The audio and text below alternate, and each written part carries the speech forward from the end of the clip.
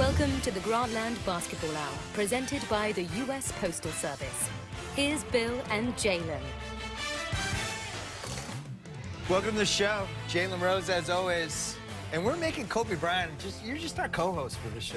We're just folding you into our universe. I'm cool with that. We can promote your documentary later. It's coming out on Showtime. But right now, I'm just here kicking it with you guys, man. I want to talk hoops. You've done this a little bit. You did a couple TNT appearances. Yeah, I have. All right. So I want to talk Russell Westbrook first. All three of us have something in common. We all love watching Russell Westbrook. I look at that Oklahoma City team and I think to myself, they've been in the fishbowl for a while. People are picking them apart, pressure day after day after day. Do you feel, you've been in that fishbowl, you were in there with Shaq in the early 2000s. What's it like to be in there day after day after day and people are going like this at you? Honestly, you don't realize it much. I don't think Russell pays much attention to it. I didn't, because you have your blinders on and you're completely focused on what your team needs and what you have to do to help that team be successful. So you don't really realize how much people are talking about, how much people are poking at it, right? You know it's there, but that's not your focus. But in social media now, it's a little different, right? Like all these guys check their Twitter replies. Yeah. And in 2000, you probably didn't know everything everyone was saying about you. And now, aren't you more aware of what people are saying? More conscious of it, yes. But at the same time, Russell, I believe, has the same mentality that I have and had, which is it doesn't matter. Right. Right, because I'm going to go out here and play hard regardless of what they say, which is a very different mentality to have. What are you seeing? What about the dynamic of Russell playing with KD, a reigning MVP? Now he's an all-star game MVP. I parallel that to you playing with Shaq. Right. As you came into your own, he was an MVP. You became a Finals MVP and a champion. But the difference is the last 5 minutes of the game, he couldn't shoot free throws. Right. So we all knew you were going to get the ball. Kobe knows that, by the way. What about that dynamic and them trying to figure that out? Well, I mean, it's good for the team to have consistency, so you know who that player is going to be because you have the responsibility, and the team knows who's responsible for delivering down the stretch. So it's good to have that ironed out. I think, with in Russell and KD's instance, there's certain things that Russell does better than KD, and vice versa. I think Russell's demeanor, I think his aggression is what the DNA of the team should be. I mean, he's just aggressive all the time, right? But I think KD's skill to be able to get whatever shot he wants, get to the free throw line, shoot a high percentage down the stretch, is what his core strength should be. Is it fair to say, I mean, you've probably never said this publicly, but I know you like certain players. Is Westbrook kind of the successor to you from this respect? The most competitive guy game after game after game, like he just wants it the most. He's put on the court, that's always thinking about, he just wants to win, he wants to rip the other teams out. How much of yourself do you see in him? Oh, in approach to the game, 100%. I mean, he's aggressive and he's unapologetic about it. Right. At the same time, the other two guys around the league that have similar skills in terms of being able to shoot the long ball, mid-range, post up.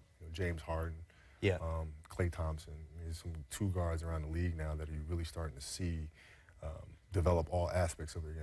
Jalen, Westbrook and Kobe, compare and contrast. That's why I affectionately call Russell Westbrook Furious Styles. That was like a young Kobe Bryant. He had the fire in his eyes that if the team isn't going to get it done, then I'm going to take over. And unfortunately for me, I was there Game 4, 2000. I felt like you came into your own. You won the first 2 games. We won Game 3. And all of a sudden, we in Game 4, and Shaq fouls out in overtime. You make the big-time shot. You tell everybody, cool down, get down and lay down. I got this. Do you feel like that was your coming-out moment? Yeah, it was. I mean, I didn't realize it at the time. At the time, it just felt like I was just playing basketball. Like I had worked on that pull-up shot all summer, so it just felt like I was in the gym again by myself, just doing what I've been trained to do for, shot that I've taken thousands and thousands of times. But for us, even during that team, during those eras, I was the taskmaster, right? So I was driving the team. I was bringing out that emotion, that aggression, right?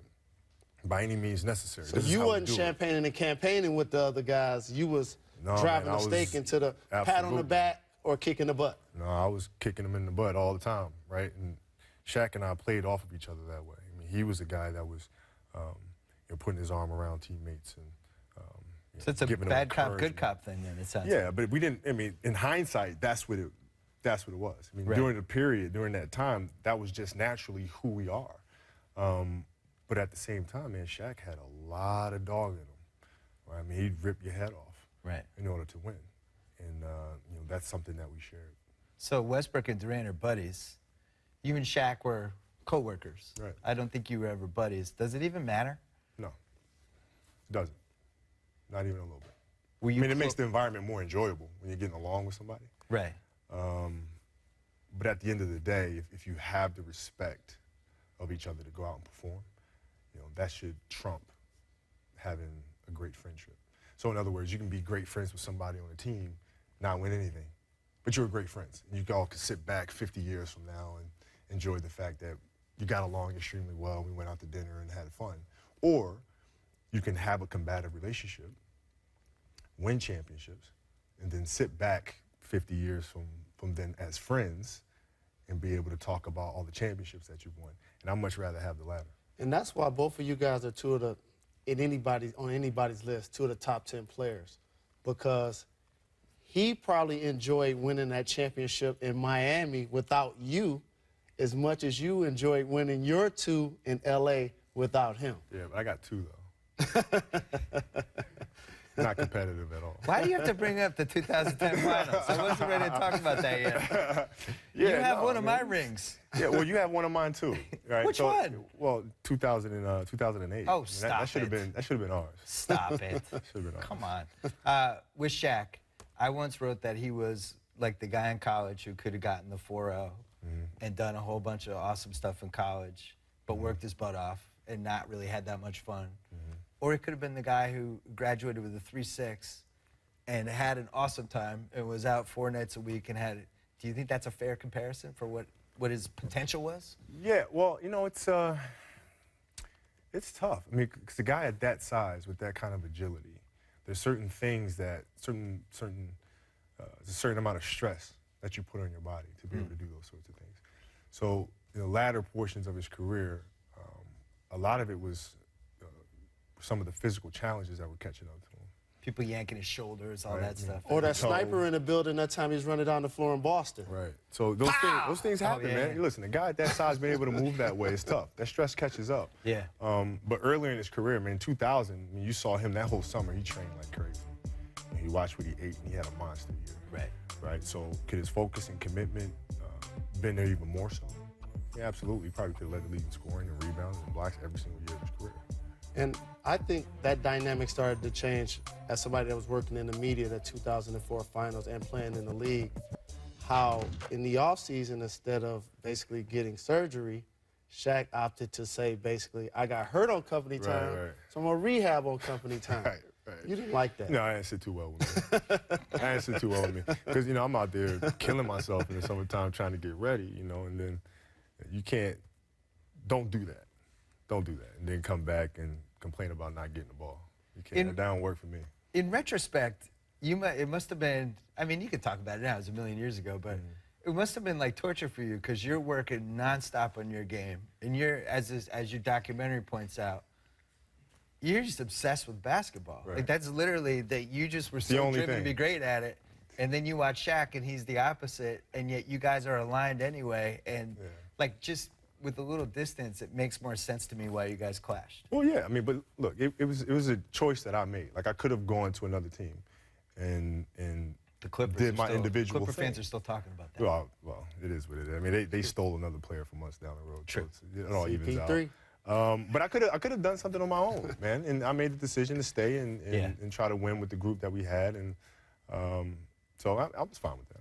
Do you feel like I'm stepping on a segment that we were going to do later, but the window with Oklahoma City, and I've been writing about this for the last couple of years. They made the 2012 finals. Everybody's like, oh, they're back. They're going to own the decade. They haven't been back since. And now Durant's limping around. And you had that same kind of window with the Lakers, right? Yeah. Where at one point everybody thought, oh, yeah, they got the decade, and then all of a sudden it's over. Yeah, well, time goes by really, really quickly. Dog years. Yeah, you know, it goes by fast. But it hurts them, you know, with the cap restrictions to not be able to keep James Harden. Well, they could have kept him. But then you have to lose Ibaka. Right. Right, so you got to make choices. So you draft extremely well. You develop these incredible young players, but then you got to make a choice and lose them. right? It's got to be one or the other. And that set him back, man. If you were on that team, and you just lose James Harden, and you know he's one of your best players, and you lose him for whatever reasons, like, at what point do you just move on from that mentally and say, you know what, he's gone. This is the team we have. Let's go. Or do you think about it like he's the MVP candidate right now? But these MVP candidate guys think way different. Yeah. They're thinking it's more opportunity for me to show I can lead and be great. Sure. At the same time, you lose a piece that's invaluable, right? Yeah. So now you have to figure out how to replace that, how to make that up, you know. And it's not easy, man. Well, what was your reaction? You're on the Lakers. You're still a contender at that point. Harden gets traded. This is a team you have to go against. Yeah. Are you relieved? Are you excited? Absolutely. Because we lost the series that we lost against, and we lost because of James. Yeah. We had nobody that can match up with him. Nobody. I mean, he was the problem for us, and created so much balance because he was such a great facilitator. So it enabled Russell to be Russell and KD to be KD.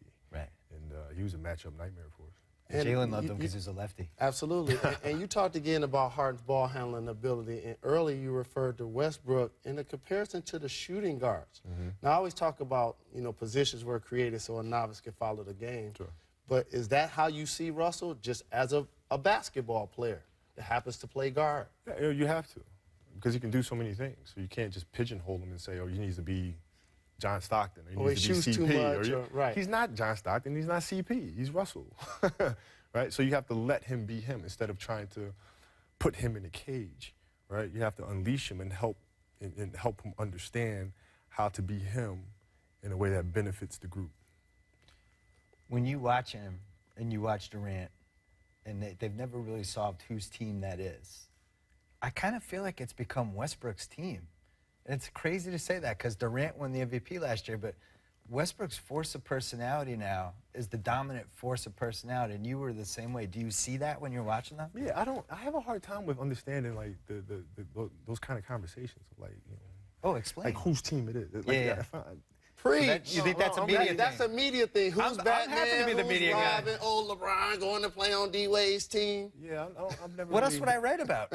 Yeah, no, because I mean, if you think about it, the irony is, we want players to be unselfish. We want them to be a part of a group. We want them to be a part of a team. But yet, when they win, we're quick to say, well, it wasn't your team, so your championship is devalued. You wrote some coattails. It makes no sense. Yeah. Can't have it both ways. Right? So we can't sit here and say, well, whose team it is. The fact of the matter is they both have different personalities, and they can drive the team in their respective ways. And the key is understanding for the rest of the team to understand what personality does what, and in what areas of the game can that personality best benefit us. And that's no different than with me and Shaq. Well, that's what Jalen thinks they can win the title now. That's your pick, right? I think with their moves, with all things equal, everyone obviously healthy, because of what you just mentioned about Russell Westbrook, KD has an opportunity now not to play every night because Phoenix basically mortgaged what I felt like was an opportunity to get the A spot or by higher. trading their two point guards. So now KD doesn't have to go as hard these last 20 or so games. Russell can carry the load. He can miss games. But once they get into the playoffs, with the moves they made, I think they're the favorite. My one thing that I worry about with them, so many young guys that haven't really been in a big spot in a big game. And if you remember, like, take, for example, the 2008 Celtics. Sorry. Get used House, to the Celtic references. Eddie House, James Posey, P.J. Brown. Those guys had been there, and it's like Enes Kanter, Deion Waiters.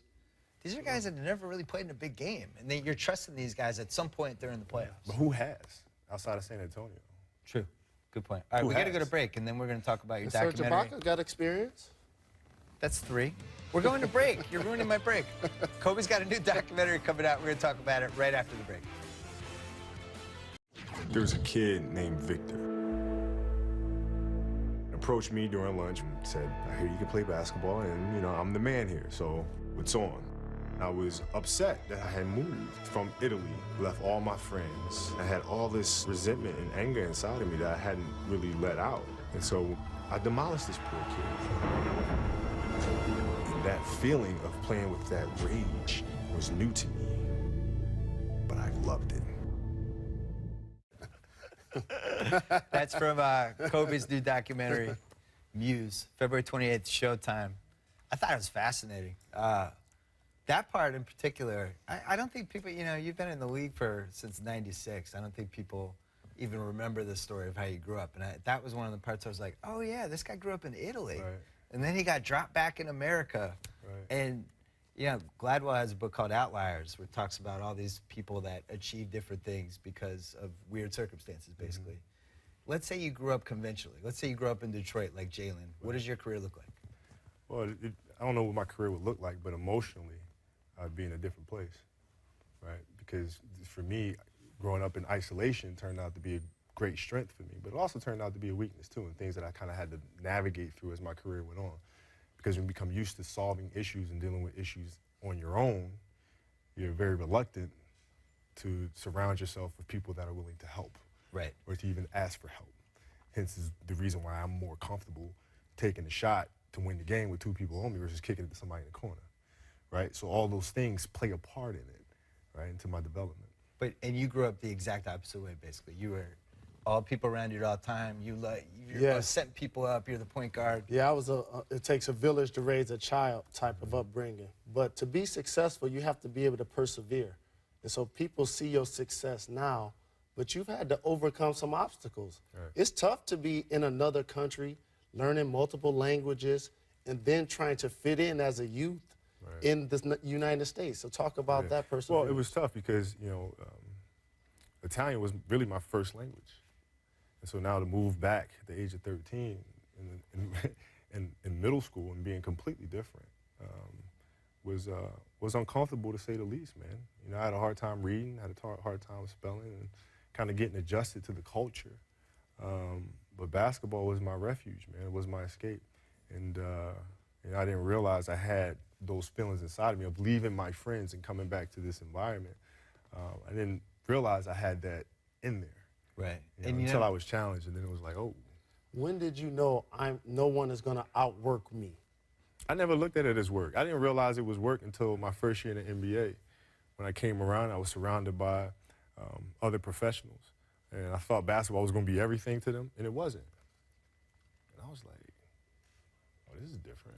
No, I thought everybody was like obsessive about the game like me. And it was like, no, oh, okay, so that's hard work. Okay, I get it now. One of the themes of the documentary is the court was like your refuge.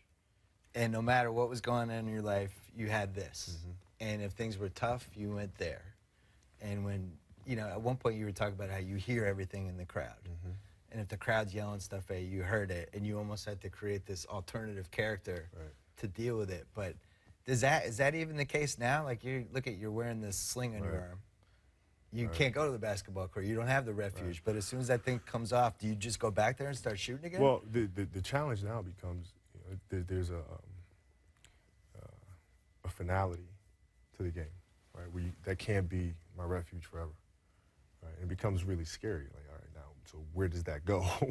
Right. You know, what do you evolve into to be able to have an area where you can create a way where you can express yourself and let those emotions out, because I can't play basketball forever, right? So that becomes the challenge now. So for you, it was an edit bay with a director and a bunch of editors and a bunch of people, and you were in there for like 5 straight months, right? Man, it's just storytelling. You know, it's something I've always enjoyed doing, like all my commercials and the products that we create over at Nike and the stories that go around them. You know, it starts with me and who I am and where I'm at, and then from that, I create the story. And this is what I love to do. So if I'm going to make a film, I'm going to do a documentary, You're going all in. I'm going all in. Yeah. I'm going all in. It's going to be like a book. It's just no different than me writing a book, but the only difference is I'm creating it through a film. And unfortunately for you, your last couple of seasons ended in injury. So when you're back healthy and you finally decide, you know what, this may be it, do you feel like you want to do a Derek Jeter and have a farewell tour? Or is it going to be, I'm just going to decide after the 82nd game or after the playoffs? And we should mention, there's an erroneous report that you're retiring next season, which is not true. Yeah, no, it's not true. Now, it's not true. Yeah, they pay a lot of money to play basketball. Yeah. No, I'm just going to play. I'm just going to play. I mean, it wouldn't be true to who I've been my entire career to do a farewell tour. And first of all, I'd feel weird, you know, to have these celebrations. I got to say, I can't imagine you, like, being honored before a game. Like, here's a rocking chair we made you, Kobe. I remember that happening to Dr. J, and it was kind of a bummer. Yeah, no, I'd much rather them treat me the way that they've been treating me my entire career. Like, that's a sign of respect to me. One of the best parts of the documentary is at the end, the doctor's telling you about your shoulder. Yeah. And you did a really smart filmmaking thing. You faded away the sound of the doctor because your reaction, you were so bummed out. Like, you were just, you could see the life sink from your body. And then the quote that you said after was, at what point are you holding on to something that's not there? You've been through this already. You don't even know if you really ever hit that point. You felt like you could keep playing after you're retired. Because I'm not one of the top 5 or 10 players of all time. I can't choose when it's over. Right. They tell me when it's over. He's going to tell the Lakers when he's done. But, I mean, that's a really interesting point, though, is because when do you know, right? It's like when you stand at half court, right? We're all taking half court shots, right? Just kind of goofing around. Absolutely. Right? Get that fine money. You make one, right? Let me see if I can make another one. Make another one. Let me see if I can make another one, right? And then you miss. It's like, well, I can't end on a miss, right? So let me keep going, right? So you make one. It's like, I wonder if I can make another one, right? And it goes on and on and on. The cycle just repeats itself. So at what point do you say enough is enough? It's time to walk away from this thing, right? I don't know if that moment ever truly exists. It has to be, you kind of have to feel it inside of yourself and say, you know what, I'm ready to move on and do something else. Well, Jalen makes a great point, though. Most people, that choice is made for them. And when you get to your level, and I saw it happen to Larry Bird in the early 90s with the Celtics, where he's playing with this 15-pound back brace. Right. He was still putting up 20 and 9 and 6, but he could barely move, and they would have kept paying him to come back. Right. He was still selling tickets. We still loved him, but he made the choice to go away. Right. You know? I mean, listen, it's a good issue to have. Yeah. It's a good issue to have. But especially with the cap going up. Yeah, I mean, it is what it is, man. But yeah, I understand that no matter when that time comes, I understand that a year from that moment, I'm going to want to play again, right? Because you're going to miss it. And I accept that. As a student of the game, how important is it to remain a Laker, to keep your legendary status intact, have a statue in front of the Staples Center, all of the great things that they've done for some of their all-time greats?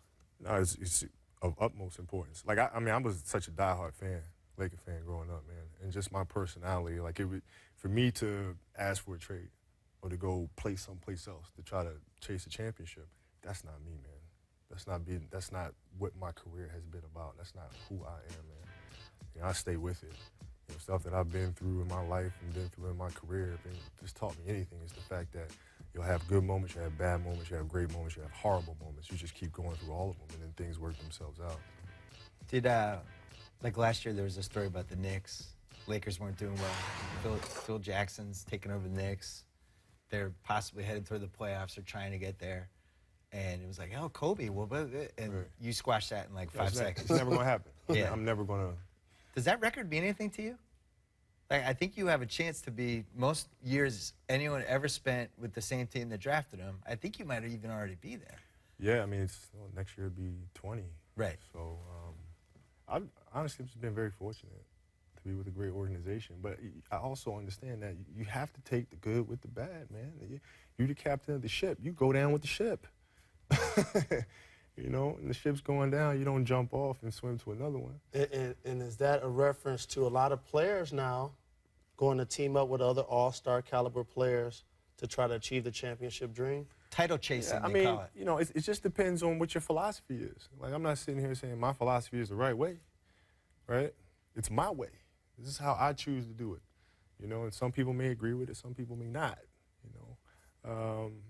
Is it hurting me right now? Yeah, it is. Is being that stubborn hurting me right now? Yeah, it is, right? I could be playing someplace else, getting ready, you know what I mean? But it's just who I am, so. Well, let's talk about somebody who is at the beginning of his career. Rembert Brown has our Subway fresh cake. My name is Rembert Brown, and I'm a Hawks fan. More importantly, I'm the president of Grantland's Dennis Schroeder fan club. Schroeder at the buzzer. Bucket. He gave it to Larry Bird. He turned and headed up the floor. He knew that was good. This club exists because he is the most interesting man in the NBA. Does he have a blonde streak in his hair that makes him look like a comic book character? Of course he does. Does he have the build of a high-end runway model? Absolutely. Is he from Germany, and does his name have an umlaut in it? Yes and yes. And does he love getting his shot blocked by the gigantic men of the NBA? Even more than he loves umlauts. But Dennis, he never gives up. He's fearless, he's fast, he can drive and dish, he can hit the three, but most importantly, he has an umlaut in his name, blonde in his hair, and might be 90 pounds, which is why he's easily the most interesting man in the NBA.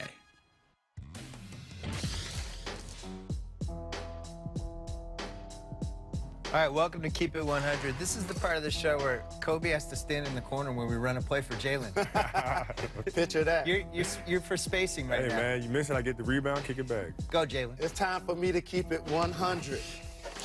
With me, that's who, and here's why. I'm not proud to say this, Kobe Bean Bryant, at all. But I'm not a future Hall of Famer. I'm not a 5-time champ. I'm not one of the greatest players to ever do it. I did not want you to get injured, but I did want you to get hurt just for that series. Because I like championship rings. I like parades. I like all of the glory that comes with being great. I can't change my number from 8 to 24, go from a high top fade to a crispy Caesar. So to Kobe Bean Bryant, my apologies. Apology accepted. But deep down, he kind of liked it. Because he would have. You like the over-competitiveness. Because here's the thing. He's the kind of guy that if he gets into a fight, he'll find a way to win the fight. Right. I'll be losing the fight, and I go get a bottle. And so that's what I did. No, man, listen. Honestly, I remember that, and I hadn't forgot about it, and I was waiting on my revenge. Yes. And when Toronto, I mean, I was like, I got it swear, 81 times. Yes, I don't know if it was on purpose. I don't know if it was accidental, but it did happen, and I want revenge. And Right. I was able to. Oh, you put the smack down. You sure did. But Jalen blames the coach. He said they should double team. But this is what I always say about that game. Please pay attention to this, because they show it a million times. There was no chest thumping. There was no trash talking. It was almost like, I'm serious, like it was a man amongst boys. He was in such a zone. He never did this. He never pumped his chest out at all. And that's the focus and the concentration I think a lot of young players miss because they're trying to get the oohs and ahs from the crowd. It's hard to get to that place. It's very, very difficult to get to that place. But once you get there, then it becomes a matter of understanding that you're there, you accept that you're there, and you don't try to realize that you're there. It's a very tough balance because any moment can take you out of that zone, kind of take you out of that flow, you know, and where nothing else matters. Nothing else is important other than what I'm doing at this moment in time. And it's a beautiful feeling. Can we go back to the 2000 finals, which was a way closer series than I think people remember? Game 6, you're up 3, where we have it. Like 20 seconds left. Biggest play. No, Ralph! Uh-oh. Somebody got bailed out. Call those superstar calls. We need another. Look, the legend got upset at that call. You made the legend upset. That's a foul, though. All right, we got one more angle. Hold on. Let's see. They called it on Crozier. That's a foul. Well, Jalen's been talking about this call for Yeah, I don't know 15 why. 15 years. I don't know why. I mean, You he should have been yelling at Austin because he was fundamentally unsound. I mean, you don't come and bail a player out in that type of situation. You just go straight up and let him take that shot and live with it. Do you want to know the But they made plenty of mistakes on that, though. Like, they all came to me. If I had missed the shot, Shaq would have got the rebound, dunked it anyway. So there's a lot of fundamentally incorrect things that they did in that sequence. All right, that might all make sense, but do you want to know the conversations we have? They call traveling or whatever. Now they have the ball down 3. They run the play for Reggie. You shade 2 guys over. Jalen pops up the thing. You guys don't get over in time. He makes it 3 overtime. He thinks about this all the time. And then we go into overtime and win the game in overtime. No, he doesn't. That's not part of his fantasy dream. No, then we're doing a parade in Indianapolis. Man, listen, Shaq was on a mission that year. Yes, he was. You know, I was on a mission. I mean, there was no way. Very quickly, 2001, 2000, 2002, which somehow I did in the wrong order. What was the closest you came to losing during those 3 years? Was it that series, or was it Sacramento 2002 or Portland 2000? Sacramento series, I still don't know how we beat that team. I mean, they were kicking our butt. I mean, every game they started out up 20. I mean, it was insane. And the fact that we were able to muscle through that. And I think they weren't used to being in pressing situations because on Game 7 it was really because they started airballing threes. Right. It kind of felt the pressure. Yeah. Right. And we were used to it. We've been there. We took advantage of it. All right, we'll be back more with Jalen and Kobe coming right up.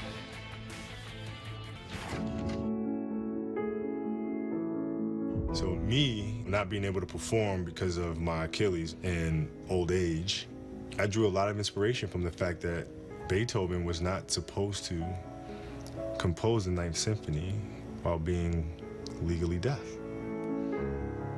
I would say that not being able to hear and compose the Ninth Symphony is probably a bigger challenge than playing basketball on 1.5 legs.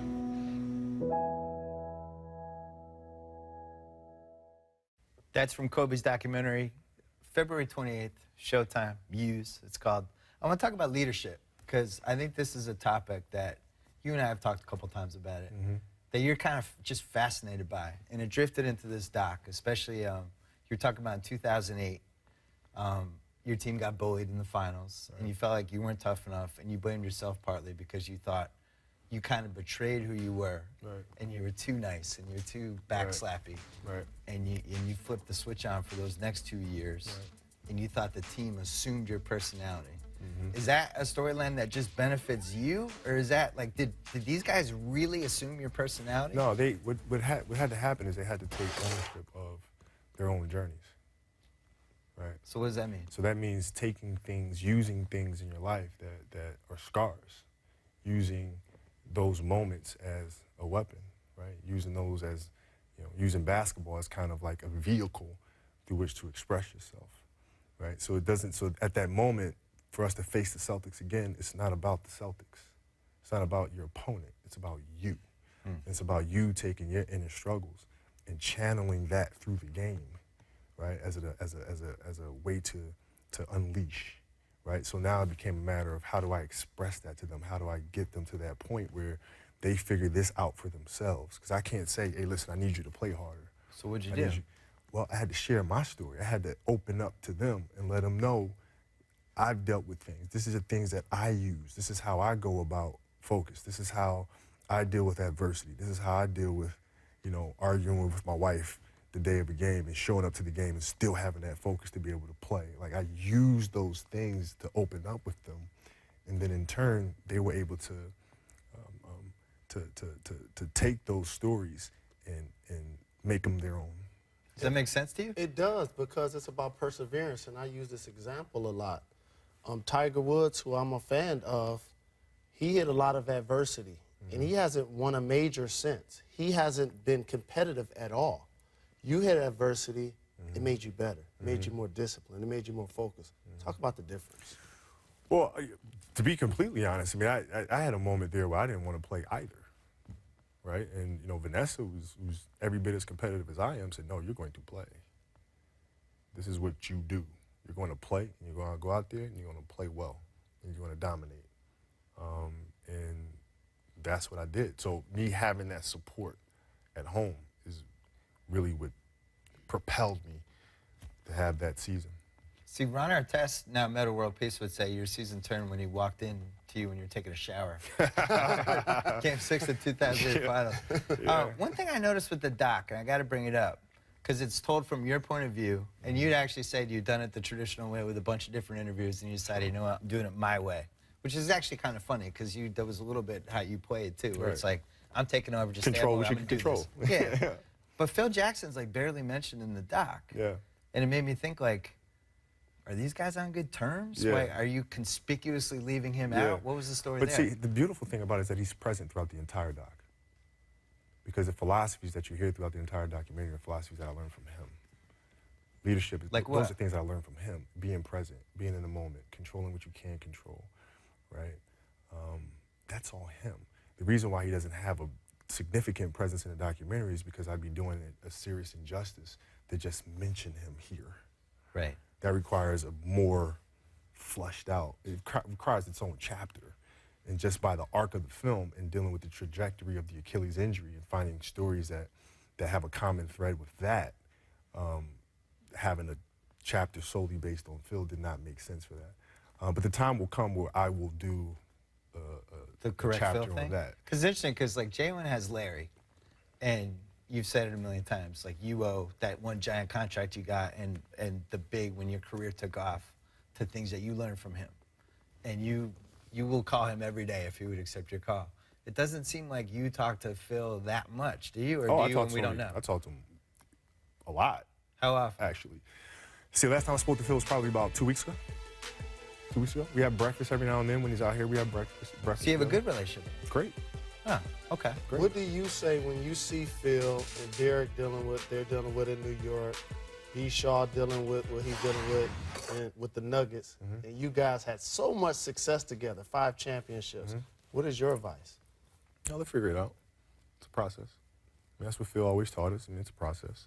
You go through these things, but these things have a way of working themselves out.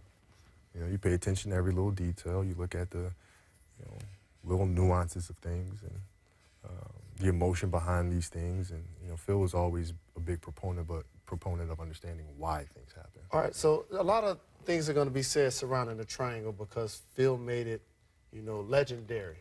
But players nowadays don't dominate the boxes and elbows.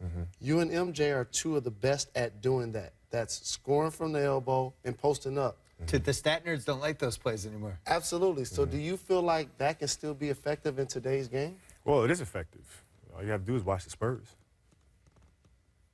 The Spurs had a much different system when we were playing them in 2000 and 2001. It was a different system. It was 2 in, 3 out. Yep. They beat you with the defense. But they see us, how we played and how we flowed in the triangle system.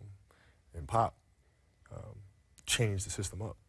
So now what you see the Spurs run, you see a lot of triangle stuff, man. You see a lot of it. A lot of the flexibility, the ball movement, changing sides of the floor. A lot of it has triangle elements to it. So, Phil's influence on the game is more present than people think. At the same time, I mean, do you guys like where basketball's going? Because I can't decide. Because, like, the All-Star game had 133s or something. You watch the NBA games now and the Curry-Thompson strategy, corner threes. I mean, it's certainly more efficient. Do you think this is just where basketball's headed and that's it, or do you see an alternative? No, it'll evolve. Basketball, it always evolves. Right? Back in the day, it was like the game's ugly because it's so, it's brute force. Right? There's always something, right? The game should be prettier, it should be more up-tempo. Now it is. Now, now it's too much, right? But the fact is, the game will evolve, it will change, and then we'll be wanting the game to be more like the way it is today. What do you feel about terms being thrown out there in a league that we all love? Resting healthy players, tanking, shutting it down. Jalen hates the no playing 82 games, rest all the time. Have we seen the last of a great player playing 30 straight games without needing rest?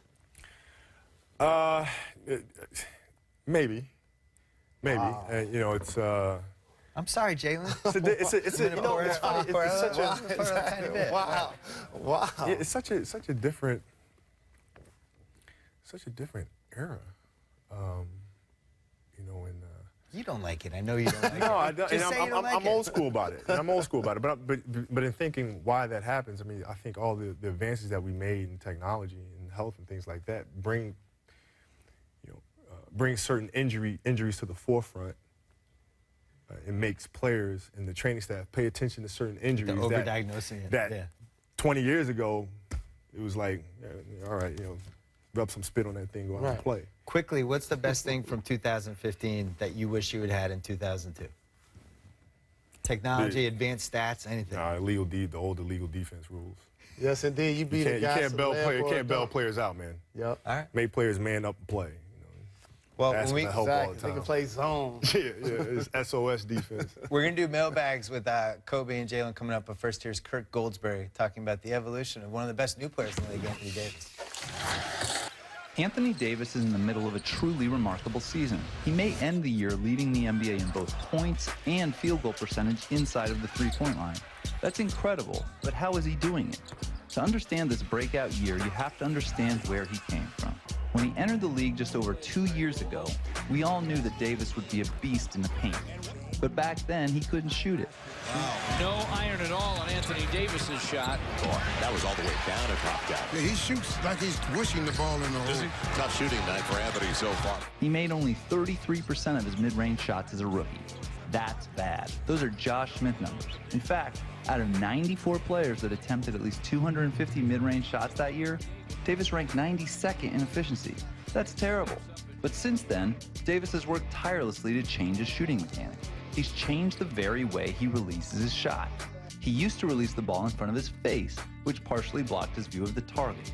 Now, he has a much more mature shot like Dirk Nowitzki or LaMarcus Aldridge, with the ball raised over his head up above his ear. This helps him see the hoop better, and it makes it harder for defenders to block his shot.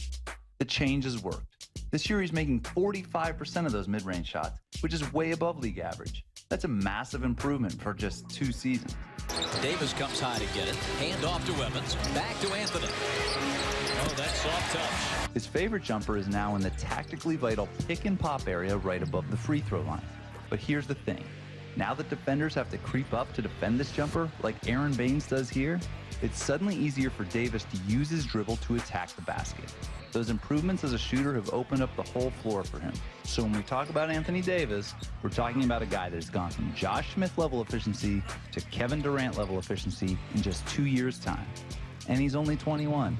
Let me say that again, he's only 21 years old. It's no exaggeration to say that the sky is the limit for young Anthony Davis.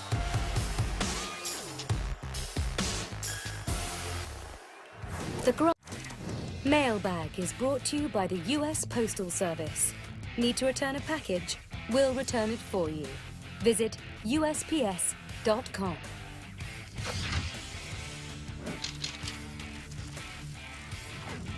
All right, welcome to Mail Time. We're bringing you in this one, too. Got some mailbag questions. What would you do differently about being Dwight Howard's teammate? 0. Absolutely 0. Nothing. Nothing. Okay. It ain't my fault. Nothing. Did I do that? Nothing. You know, listen, I learned how to be a leader by watching Magic, Bird, Michael, and those guys. They're relentless. They're ruthless. And you know, for me to give the keys of this kingdom to the next leader that's going to lead this Laker organization for generations to come, has to have that same DNA. And Sink or swim. I can't be apologetic about it. No regrets. Okay. Jalen, the Lakers claim they won 16 titles. 5 of those titles happened in Minneapolis. Why do the LA Laker fans count those 5 titles? I told you it's going to be multiple Celtic references. No, that's they just get a one of little them. bit closer. They got know, 16 my 17 now. happened in Boston. They have 17. Kobe, you know what this is all about. Sure. A Laker versus Celtic thing. Of course they count. Yeah. So should Oklahoma City count the Seattle title from 1979? Well, they do, actually. You keep the history. I don't Keep agree what's in with the rest that of us. All right. Kobe, you only won 1 MVP award. Yeah. Why? Well, because the media votes on it. Oh, you flipped it on me. Boom. Message.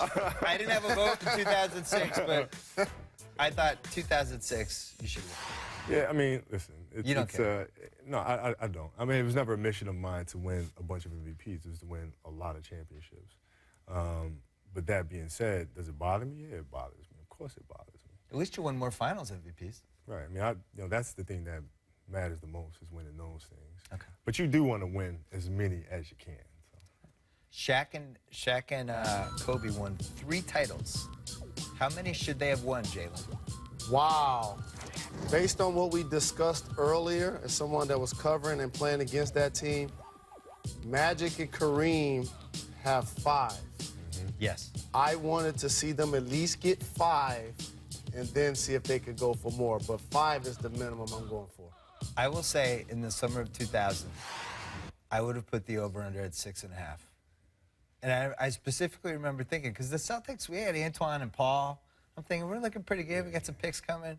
And then after 2000, I was like, oh, my God, the decade's over. Like, did you feel that way in 2000? Well, it became very hard for us around 2004 when we tried to break up the team and went with the superstar route and stuff like that. It became very difficult because we had a system of players that understood how to play with each other. Yeah. And so now we had to drastically change that and try to reboot things. It became complicated. But, I mean, we could have won 5, could have won 6. Speaking of that 04 team. You're stepping on the mailbag segment. I know, but this is really interesting, and he has an injury to his shoulder. Karl Malone has an issue with you right now. You need a little help with some bodyguard work?